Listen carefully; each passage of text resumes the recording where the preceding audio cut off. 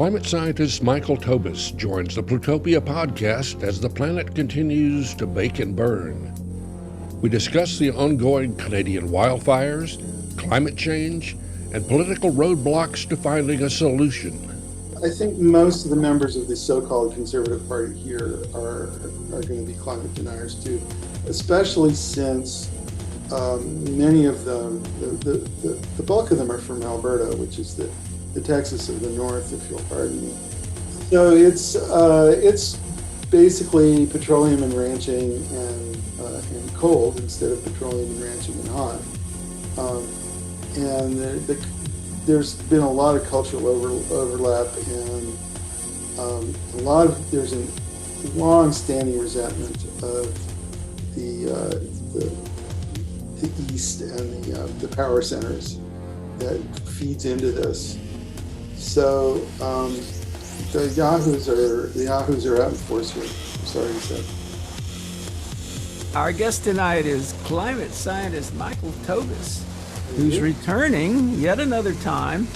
You're practically a regular to be our guest and talk about heat. All right. So the short version is I told you so. Yeah. I agreed with you. So, yeah, I guess, I mean, I don't have an agenda here, but you've probably all heard that the hottest days in the instrumental record were just passed this week, and by fairly wide margin. It's not even a close call. So the global temperature is up to where it's never been in the instrumental record, and everybody's best guess is it's been at least 100,000 years since it was this hot, possibly longer. Oh my God. Yeah. So what is the doomsday clock, and how far away are we now that we've hit these record temperatures? I think the doomsday clock is a communication device and not a real thing. Right. Okay. So do you think 5 minutes to midnight, or 1 minute to midnight, or 3 microseconds to midnight, it all is a way of saying, it's pretty late to get a handle on this stuff. And it's pretty late to get a handle on this stuff. We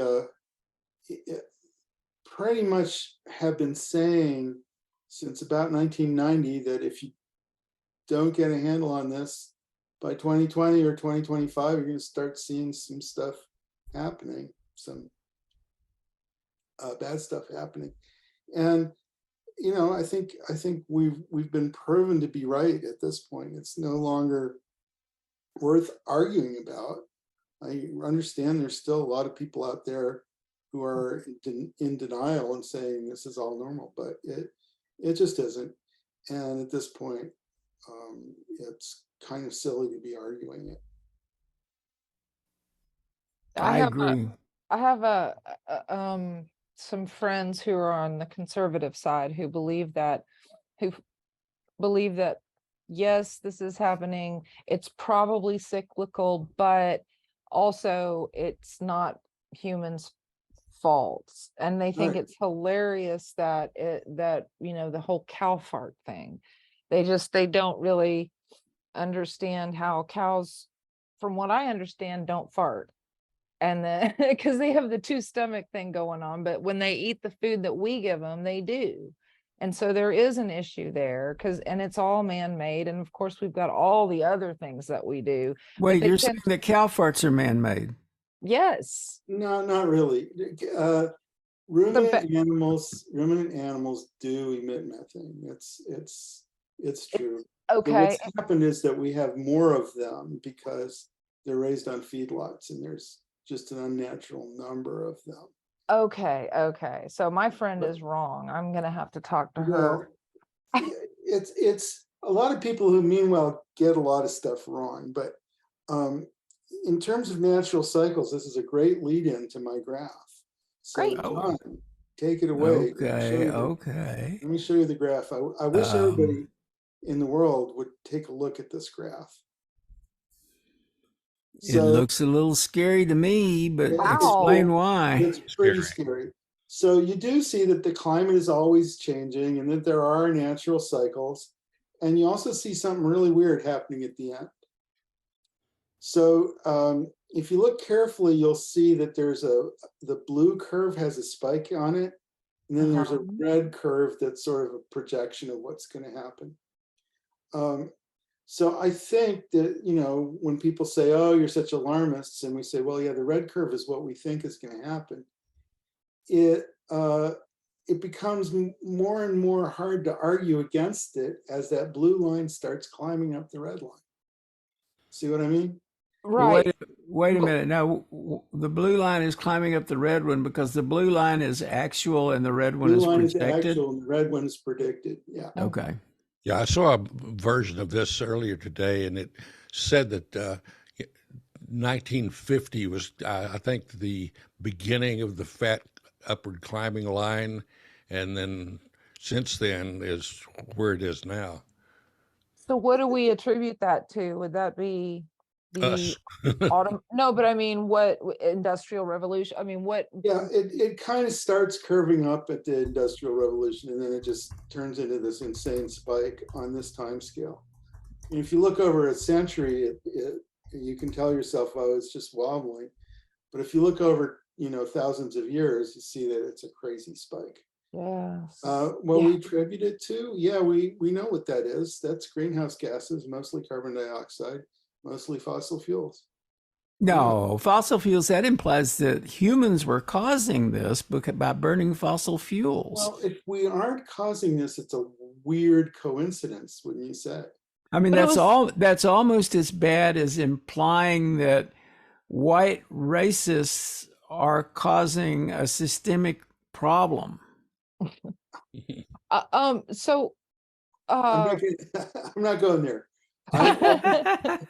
so but this didn't start happen. Okay, so this didn't start happening until really, I mean, in a fatalistic way, until the car was introduced or the factory was introduced. Would you say that that's right? That it would have just been on a regular, normal kind of trajectory? Yeah, it was actually, heading slowly downwards. And there are arguments as to whether we were heading for another ice age. But because you can see it sort of peaked around 8,000 years ago and sort of gradually was getting cooler. Mm-hmm. And then about 200 years ago, it started inching up. And then in the last 75 years or so, like Scoop said, it's turned into this insane spike. And the insane spike, the thing is, this is what our community has been saying since 1970, is that if we keep doing this, we will get an insane spike. Yeah, And people who weren't around in the 70s don't know about all the smog that we had in the major cities. I was living, in the Bay Area at that time, and I lived also in Houston before that, and it was horrible. And they kind of cleared that up just in time for it to, get even worse thanks to all of the other things that are contributing. That's kind of a interesting thing, because up here we've been getting these forest fires. I'm about as close to the forest fires as any populated area. So we've been getting. Oh, that's terrible. You got a lot of smoke there? A lot of smoke stuff happening. Yeah, I bet. Okay, so tell me, what is the relationship between climate change and wildfires?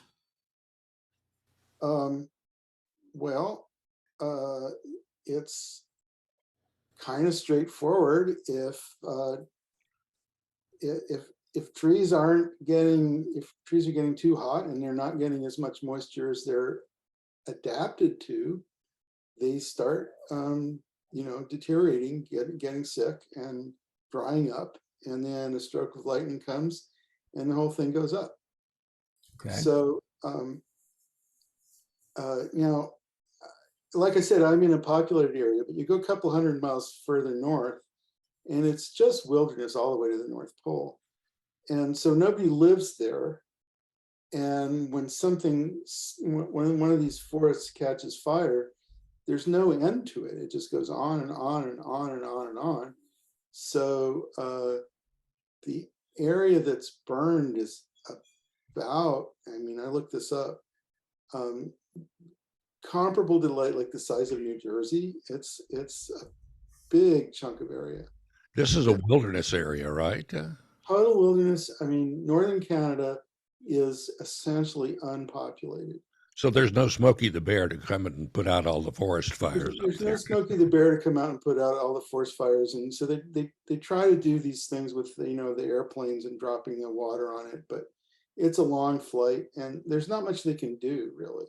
So there are not a lot of. Are there people? Well, are there people being evacuated from? A few, Okay. but as I said, there's very few towns up there. There's a couple of mining towns here and there, and if they get in the way of this fire, the people have to just hightail it out of there. But on the whole, we're really not talking about a populated area. The people who are getting hit the hardest are actually us in the Ottawa Valley is the sort of closest spot, and we have had a number of days with very bad air here. And every time the wind comes out of the north, it's horrible here, and so that's been going on for a few weeks too. So yeah, and the thing is, it's hard to know how unusual that is, but the ones that are due north of me, you don't really see Ottawa, but if you go a little bit east of Toronto, Toronto's on there. Just go a little bit east of there. Let's see, where's Toronto? Let's see. Down- There's you know where New York is? Edmonton, Calgary. No, no, it's There's it's down by. Toronto, okay. There you are. There you are. So you're kind of pointing at me. Go a little bit north of there. That's me. And directly north of that, that's where the really huge fires are. That's where These fires guys. just Yeah. enormous are happening, and there's no stopping them. If you But look, look on at the map- this. They're all over the place. Yeah. Well, yeah, and fires happen in summer, and so this sort of Why map. is Florida It's a- on fire? well, the burning down in Mexico, a lot of that is agricultural burning because that's been a traditional way of clearing out the previous year's leftovers yeah. and preparing for planting. And so we've been getting that smoke up in the Austin area lately. Yeah, that part down in Florida, to answer Susie's question, is hellfire. Yeah, I think yeah, they did. that- That's the hellmouth. That's Mar-a-Lago, I think. God, I'm just like, it's the hellmouth now. it is. It is the Buffy the Vampire Slayer hellmouth right there. Oh my God, that was horrible. I didn't even know that they were on fire for any other reason than they are fabulous. Well, a similar thing was going on in California, not this year, but in recent years. They had horrifying forest fires, and it was because they were in a historically bad drought. And so the Oh, yeah. state was just, All right, made to I've burn. I've got a link I can share with you. Should I just put it in the chat and Sure. you can put it on there?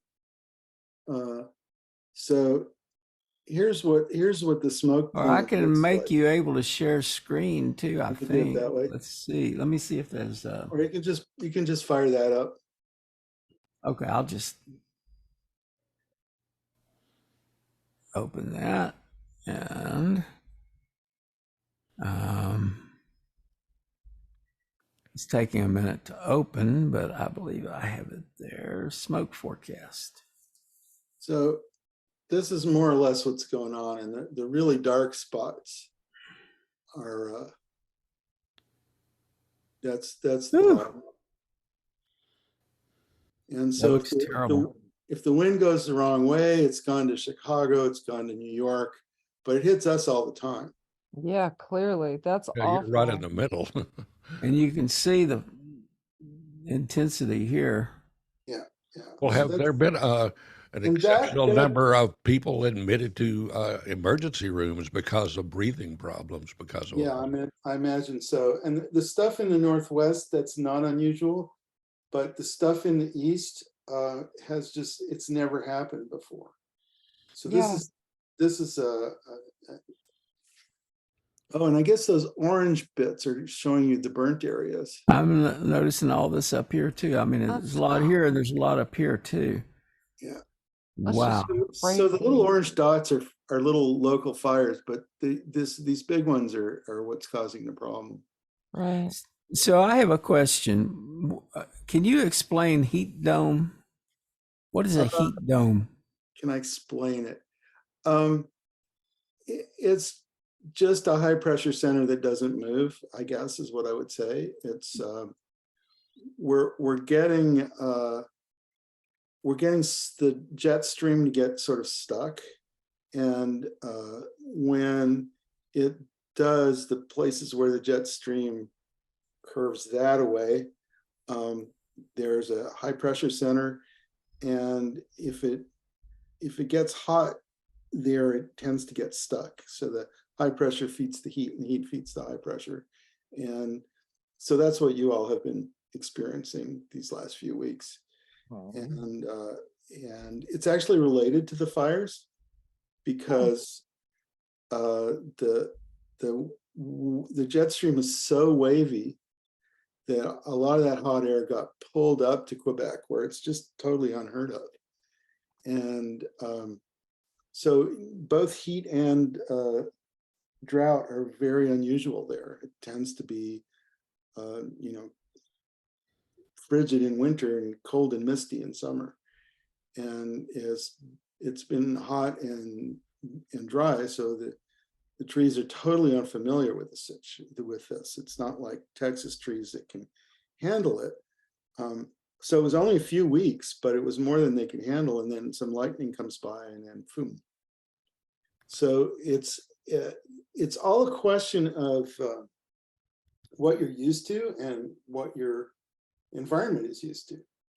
And that's what makes that spike so scary. I mean, temperature changes have happened, but when they happen too fast, both the human infrastructure and the ecological the ecosystems turn out to be maladapted.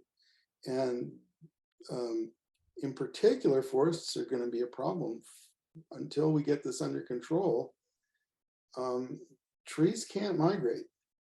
Trees stay where they are, and every tree is going to be planted in the wrong place now. So trees have their natural range, and the natural range is going to shift really, really fast, and the trees can't keep up with it.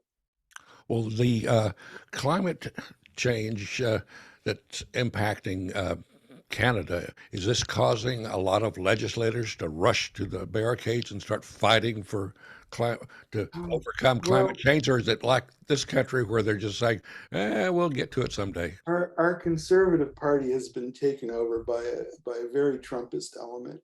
So it's gotten worse here in the last few years.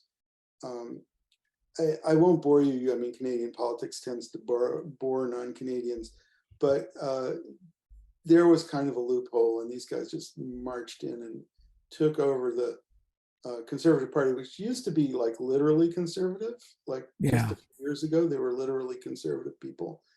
And just like in America, there's really no outlet for serious conservatives anymore. There's just this craziness. Yeah, So, a recent report shows 139 of our elected officials in Congress are climate deniers. So so I think most of the members of the so-called Conservative Party here are going to be climate deniers too, especially since many of them, the bulk of them are from Alberta, which is the Texas of the North, if you'll pardon me. So it's basically petroleum and ranching and cold instead of petroleum and ranching and hot. And there's been a lot of cultural overlap, and there's an long-standing resentment of the East and the power centers that feeds into this. So the yahoos are out in force here, I'm sorry to say. You know, I'm finding that the former climate deniers are becoming more common. People who were climate deniers before, but now confronted with the evidence, you know, it's hard for them to deny that climate change is happening. Well, that's And it's, I'm sorry, go well, ahead. and it's Oh, also hard for them to deny that there's a relationship to fossil fuels. But what they will say is, regardless of all of that, the economic impact of the kind of shift that we would have to make, I mean, they're sort of like addressing it head on. We can't really do that, they say, because the economic impact would be too terrible. So we really just have to live with it. and let another generation deal with it. Yeah. You know, it's Yeah. so If there is another generation, yeah. the same arguments were made for slavery, right? It's Well, like, I mean, it's the same kind of yeah, people making those arguments. we can't afford to give up our slaves. We know it's bad, but it's like we Yeah, can't. I always, when I hear about people who it's like anti-vaxxers or flat earthers, I kind of put them all in the same, like if you're one, you're probably the other, you know. Well, I always thought the flat Earth thing was a joke, and No. and I think there's this aspect of it that really comes back to trolling, where it's just, you know, basically a lot of this didn't exist pre-internet, and people discovered that it was fun to get people mad. Mhm. Well, Yeah. that's a different, But there I are think it's I mean, you a little can't. bit of a different thing. Nobody could seriously take this flat Earth thing seriously, right? Oh Well, no, I disagree with you, sir. I've seen a lot of, I've watched a lot of YouTube on flat earthers, and there are some that are not trolling. They are 100%. yeah. There were a few of them back, pre-internet that I encountered, my journalism career. And of course, we pretty much wrote them off as wackos, but they were there and they were very serious. And they didn't have an internet, but they still, made a lot of noise. But a lot of these people that are saying, well, maybe there's climate change, but we can't do anything about it. You can see behind them their puppet masters making them say this stuff. The people from the oil companies and the coal companies and the industries that don't want to change. Those are the people that are really causing this denial. Of course, but I think the whole flat Earth thing is kind of a side effect. Yeah, If you believe that, you'll believe anything. exactly. And You'll even believe Donald Trump. I mean, Yes, and this is this bizarre phenomenon that I find that happens with people who deny climate change, is they really are both feed in the conspiracy theory world, and there's a good chunk of them who do believe that we've all been lied to, and the earth is flat. We never went to the moon. I mean, they can show you, like, you can see the camera here. Who was taking the picture? How did they get this picture? I mean, but they fully believe the conspiracy. well, there's a really fairly weird. complex information ecosystem that those people are in. And there's a number of things happening there. And it's sort of like all happening with the same people, but it's complicated. There's a lot of shit going on there. Well, yeah, let don't me- blame the all of this on the Bigfoot believers. They're good people. They're not. This is a different thing entirely. Bigfoot people let me say righteous. something here, partly because as I'm supposed to be the guest here. Let You me say are.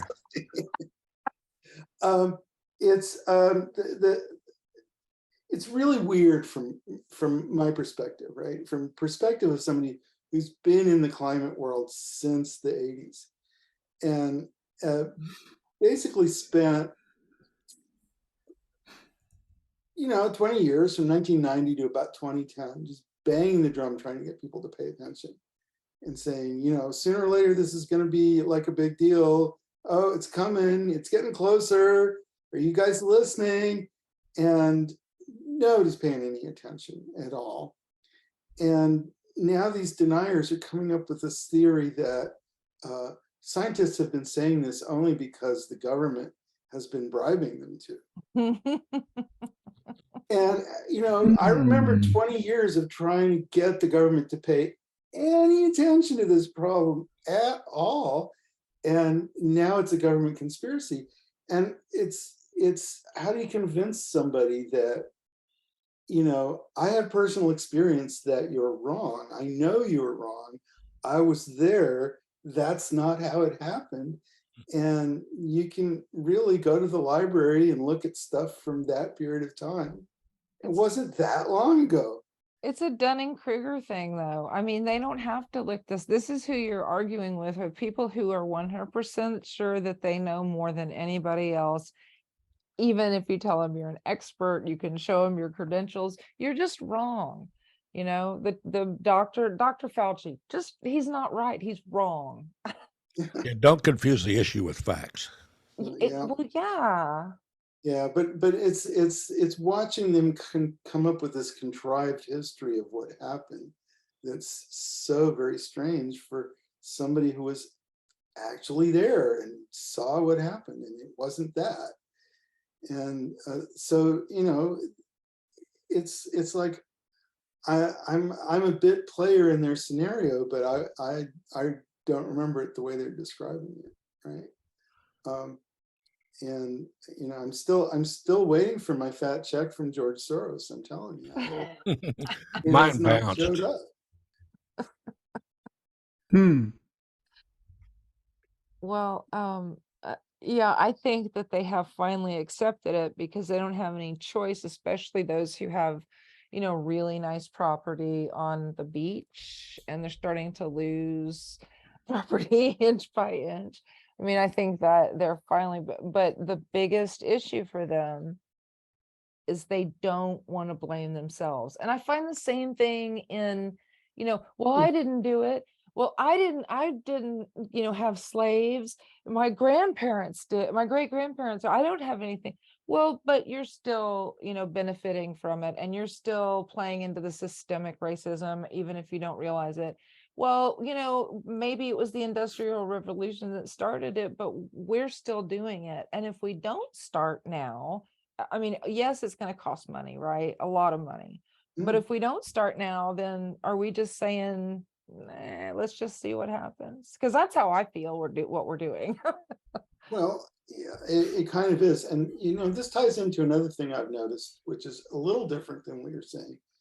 But you'll find that one of the big sources of denial is real estate. Oh, you know it. So if you own property on the beach, you're really motivated to find to not let the property value drop by acknowledging that the beach is coming for your house. So you'll find that there's coastal towns are really hotbeds of denial, because if they accept that the sea level's coming up, their house becomes essentially worthless on the time scale of a mortgage. Well, So, On the other hand, I appreciate the fact that I will eventually have a waterfront property. But how long do you say that? And I don't even have to move to have that. Let's say I bought a house today in Houston. How long is it going to be before I have a serious issue? Well, I don't know. If you have a house in Galveston, it might not be long. Yeah. Well, who is really appreciating the whole climate impact is the insurance companies, the one that do hurricane insurance. They don't write it in the Gulf Coast. Most of the big insurers have said, no, we're not going to do any beach houses. You can forget about it because they're history. And Yeah, that's pretty telling. They're admitting that it's not going to get any better. It's going to disappear. Well, yeah, they understand, but the real estate business is like the oil business. They're very motivated to not understand. And I think it's just interesting that it's so direct in real estate. It's so like, if you accept this stuff, then your property is worth less than you thought it was. So you better not accept it. And willful ignorance. What a great So, thing. so I know, to answer your question, I don't think John will live to see the coast come up to Austin. Oh, shucks.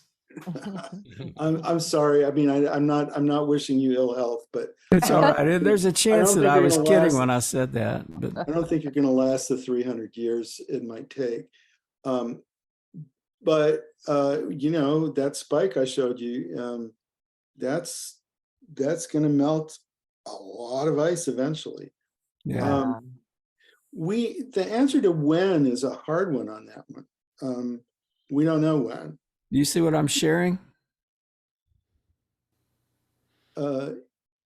Yes, of course. Even in the absence of rain or storms. Yeah. Yeah, and rain is becoming, really an impact because we've been seeing, storms, big rain and the ones that create big tornado outbreaks across the South. Those have been really growing in strength and in frequency. Yeah, and this El Nino, what are we expecting All here? right. So, okay. Well, this is a thing. All right. Permission to speak nerdy. Yes. Okay, sure. Talk nerdy to me. All right. Of course, the largest oscillation on Earth is the seasons, right? You got winter and summer. You got a 12-month pattern. Probably the second biggest on the time scale of a human life is the El Nino, and it comes and goes on the time scale of 2, 3, 4 years. And what's happening is during the La Nina periods, the ocean is tending to absorb heat from the atmosphere. And during the El Ninos, it's tending to give it back.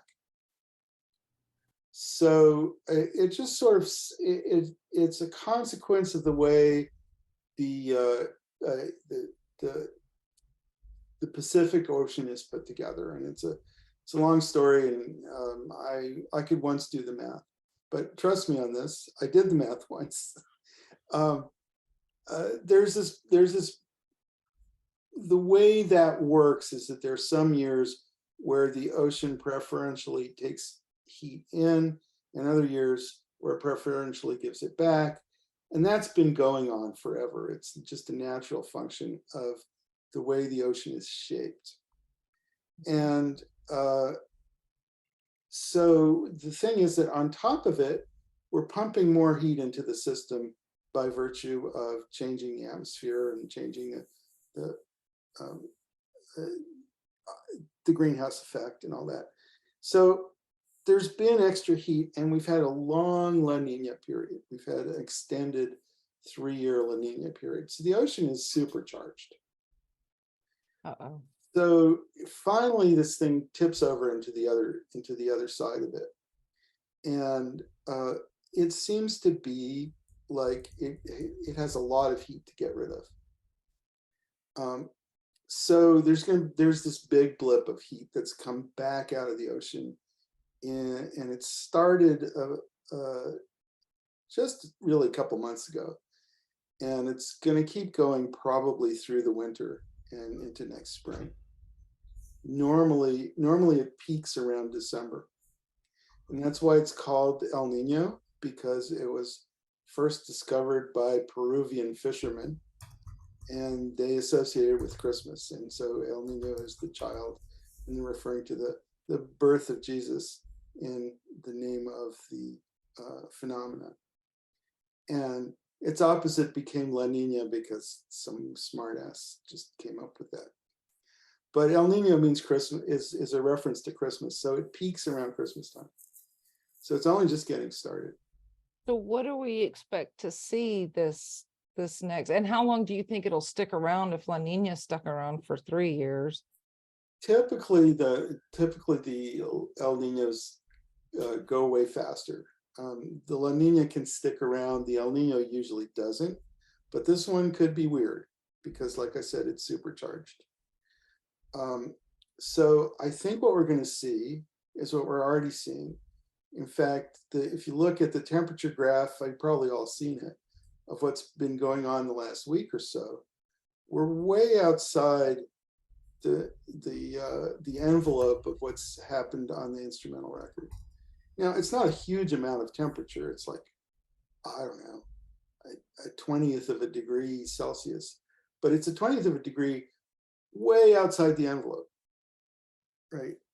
Right.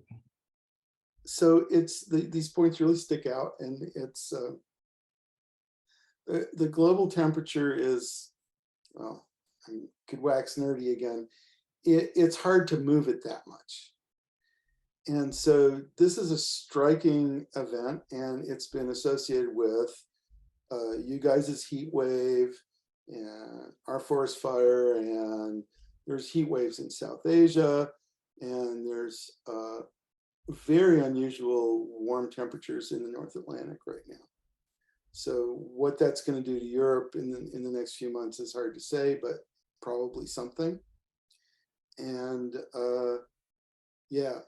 So Geez, that looks really bad. it's a lot of red and not much blue. Yep. Yeah. So, but you're missing the part off of England, which is also super red. Wait a minute. Let's see. Where is that? Oh, It's above the top right. It's not on this map. okay. But yeah. Oh man. So as I said, to John in my email, there's a 2-word summary here, and the words are, the one word is fan, and the other word is shit. Because this is quite likely going to be a year that people remember as the transition from, oh, those alarmists, to holy crap, this is happening. And so it certainly is around here. Like I said, we've never had smoke emergencies up here before, and now it's just like every week we're going to get one. Yeah, and here in Texas, you have people dropping dead in the heat, heat stroke or whatever. I imagine. I heard that prisons weren't air conditioned, and I'm just horrified by this, but I guess I went out one day just to get some sun, so I'm like laying there in the sun, and at some point I could feel my heart rate accelerating, and You were eventually, yeah, I was starting to feel weird, and I got inside, and it took a while to settle down, and I realized I was probably on the verge of a heat stroke just from laying there, There have been a lot of those. Texas is home to some of the most virulent climate deniers. And Environment Texas released a report this year that stated that Texas is the largest emitter of global warming pollution in the U.S., and it's home to some of the most dramatic consequences of that pollution. So we're basically killing ourselves. In every way possible. Yeah, well, it's almost a little unfair. I want to say something in defense of Texas, which is not a complete defense, but a lot of those rankings they include the production of fossil fuels, and the production of fossil fuels emits a lot of CO2. So if you look at the country that's worst on that ranking, it's going to be one of those little oil producing republics in the Persian Gulf. And Canada comes out really bad and Texas comes out really bad, but it's because you're producing the oil. So in fact, in terms of lifestyle, California and Texas are going to be about the same, even though in terms of culture, they're pretty different. In terms of how much people air condition and how much they drive around and how much stuff they get on Amazon, they're going to be the same. So yeah, Texas is worse than California, but only because Texas produces a lot of oil. I think people live the way they live, and just because I think anyone who lives in sort of one of the newer parts of the United States is going to be using a lot of energy. Yeah, one of my favorite things were early days of Texas when I was working in the news business in Houston in the early 70s. The Houston Ship Channel would regularly catch fire, and we would go down and cover all the hippies roasting weenies over the burning waters on big long poles. And that was made the news, but of course all the city officials and all the state officials, no, that's just an accident. It's not going to happen. And it would happen, a couple of weeks later. Just on and on and on. The There's another Ship Channel is just a vile body of water that's just been totally polluted for many years. I don't know why people go swimming down there. I had my grandparents were on the coast, and it's just like you can't. And even back then, there's just tar everywhere. It's just gross. I haven't been to Padre Island in a really long time, but I lived in Corpus for a brief period of time, and even Corpus was just, it was just not a beach. When the water's brown, it's not really the beach you're looking for, is it? The pictures of people at the beach in the Gulf it's backwash. That's what the Gulf is. It's just like you drink something and your spit gets all in it, and that's what that is. Well, there was a time when you would go down to the beach and there would be tar everywhere. Yes. From the oil rigs offshore. Oh, yeah. They finally figured out a way to prevent that from happening, so you don't have the tar situation anymore. The beaches are cleaner down there. It's obviously better than it was, but it's still not like being out on the glassy waters of the Caribbean. I just think, well, even San Francisco or New York, the brown water, it's Chicago, you go to the Great Lakes and they've got blue water. What's up with this? Well, actually, speaking of water, we kind of take it for granted. I've been thinking about that a lot lately because I use a lot of water. I have too, actually. That's interesting. Yeah, and I can use a lot of water because there seems to be plenty of it and it's not costing me that much money. But the more people that move into this area, the less water, the water tables are going to start dropping. We're going to have a water problem one of these days. Well, that's where I am. They're on water on stage 2 water crisis level, to where you could only do watering of your plants certain days of the week. So it's getting worse because we usually have a lot of water, but not anymore. Yeah. Texas uses a lot of groundwater, and it's a limited resource, especially out west. And so what's going to happen? I don't know. Apparently Arizona's already running out. They've been using Colorado River water, and it's moved off of its historical amounts. And I'm not really a big fan of that state anyway, though. Arizona? I'm just kidding.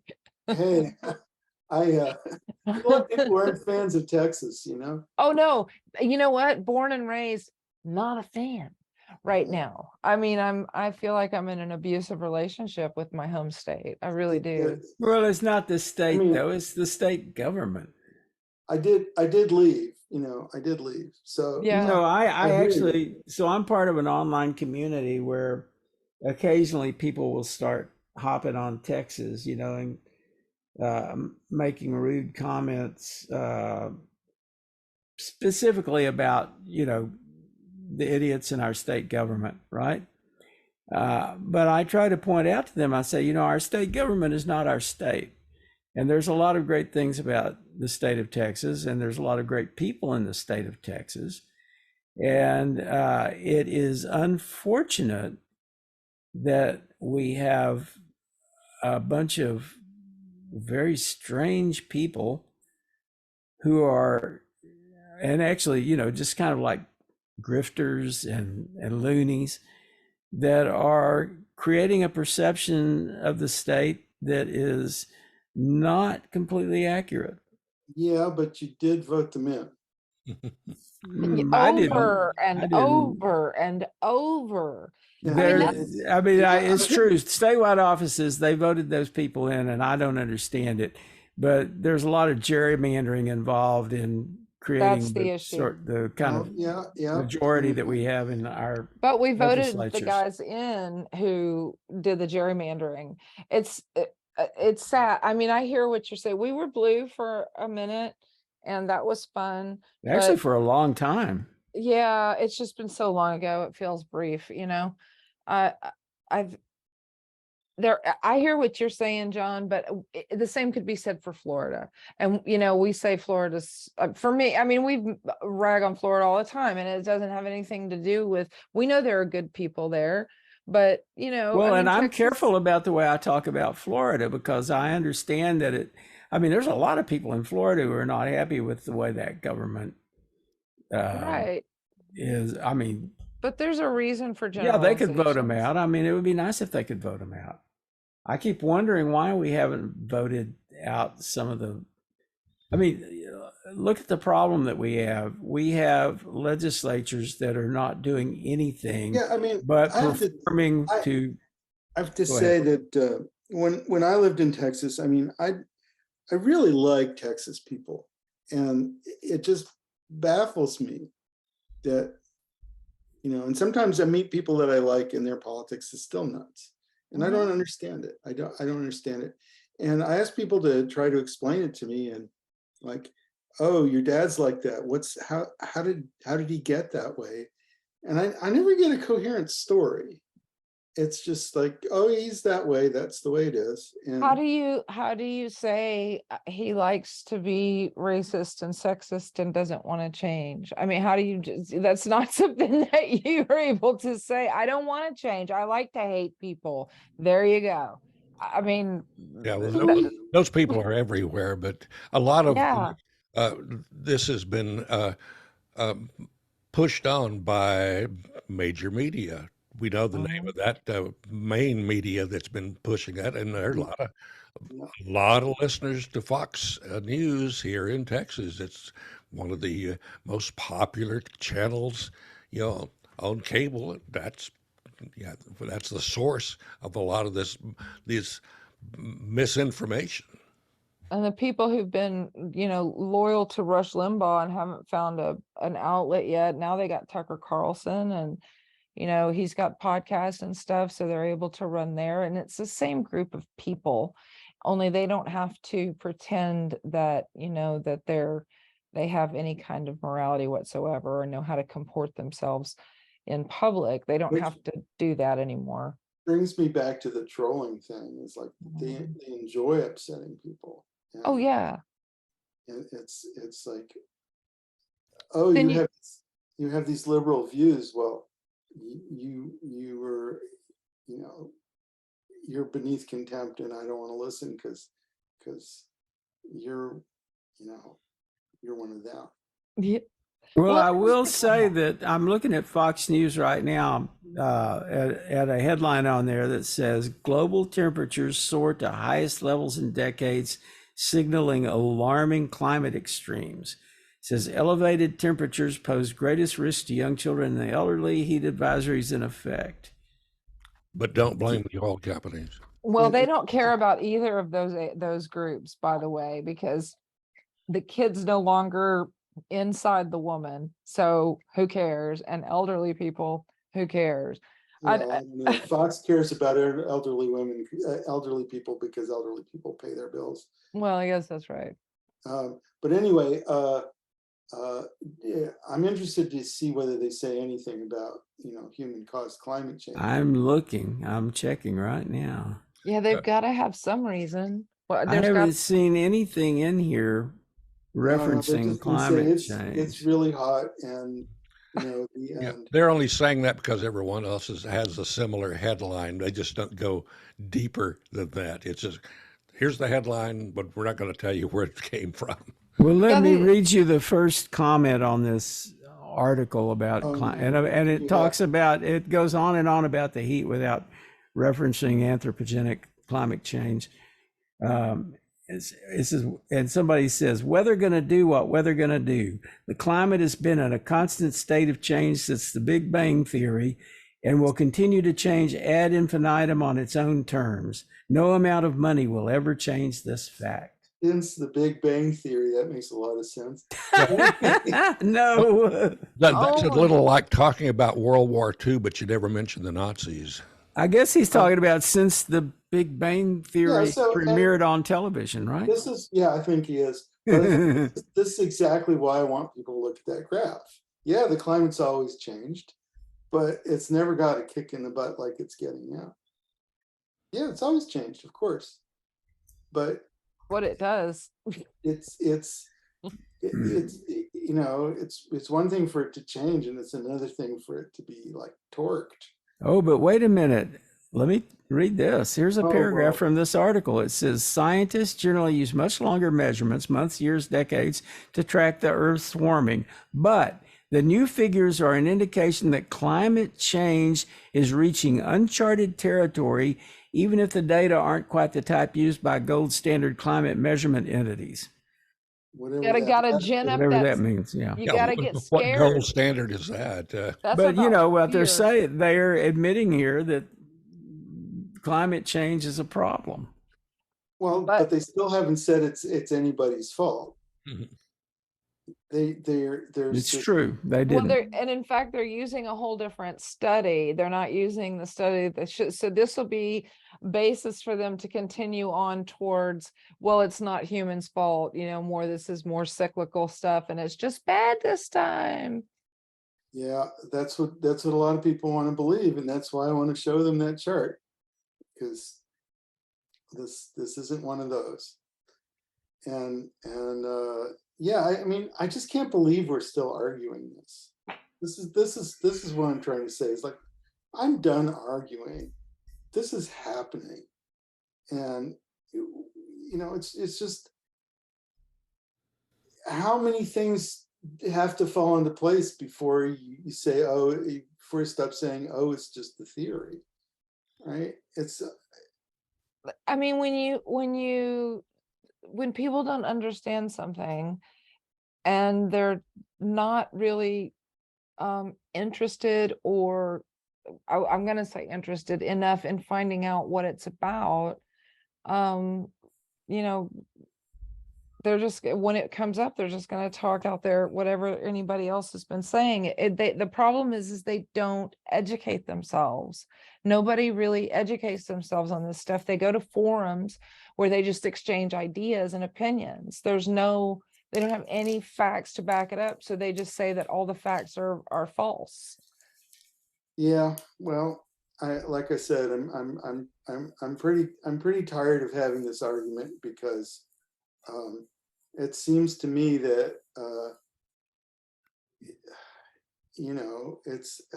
I feel like we've been proved right at this point. I feel like that there's, it's not going out on a limb anymore. It's happening, and it's no longer there's signs of it happening. There's consequences already, and they're going to get worse and worse and worse. It's like the captain of the Titanic noticing the iceberg as the ship sinks beneath the ocean. Yeah. Maybe I shouldn't have gone that fast. Yeah. Yep. Maybe I should have looked where I was going. Yeah. Well, I just Um, despair at the fact that we're probably not going to see younger children being educated about this, because the way the educational system is being manipulated in this country is really depressing. If the facts are going to depress or make a child uncomfortable, then they don't want that talent. You know what? I think at this point schools are not very relevant to what children think. Mm. Probably They- true. Probably They true. have the internet. They have each other. They're talking it through. I mean, Yeah. it's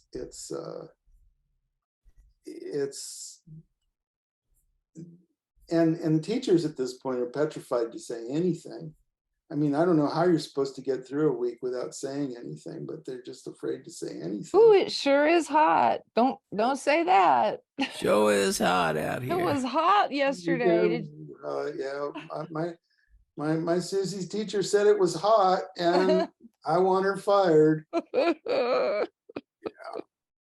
Yeah. So, I'm not worried about the kids in terms of getting information. They're so surrounded by bullshit at this point. Yeah. They're growing up. They're growing up in a sea of bullshit, really. I think also this telling them, they can't do this, they can't do that, you're not allowed to do this. It's so, to use the new term, Streisand effect. You've got exactly. And the kids are gonna go gravitate exactly to that. they're going to thing. go find out what CRT is so Yeah. fast. They're so excited about that. And then they're going to find out it's history. Oh boy. But I do think that's one of the things that happens is you call attention to something like that, and then you don't mean Anyways, to wrap up, I'm saying I don't want to discuss the crazy theories that deniers have any more than I want to discuss the crazy theories that flat Earth people have, or any chemtrails or any off the wall thing like that. I think it's no longer necessary to discuss it, because I think anyone at this point can see that it's gotten serious. But now you have to do something about it, and I don't think we're ready. I don't see how we're going to get a handle on it.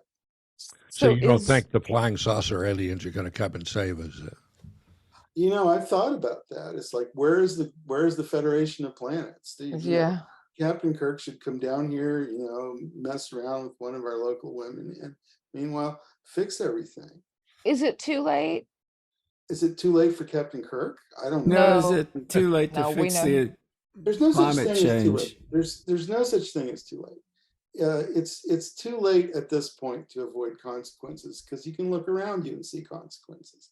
Yeah. Consequences have started, and they're going to get worse. And Okay. it's too late to avoid that. And But that's what the doomsday clock makes me think, okay, I well, I don't. guess Yeah, and people do that. Oh, there's 12 years to save the world stuff, and it just sends the wrong message. Basically, we've already screwed up, and the question is, how bad are we going to screw up? And unfortunately, I don't see any immediate signs of it turning around. we're like bad guests. Or parasites, So whichever this one is you this is my shtick. It's stand-up tragedy. And I have trouble getting gigs. I'm telling you, I appreciate this, because Well, we're always happy to have you here. Oh, that was no, you're awesome. not. I just bring misery. But Well, we you can bring laugh it at here this. and we'll talk about it. All right. Well, I appreciate the chance to talk. It was great to talk to you. Thank you so much. You have to come back. I'm sure Yeah. things aren't going to get any better anytime soon. Come back soon. Okay, well, thanks so much. Thanks, everybody. Bye, y'all. Good luck. Off we go. Bye-bye. You can stay in touch with Plutopia at plutopia.io.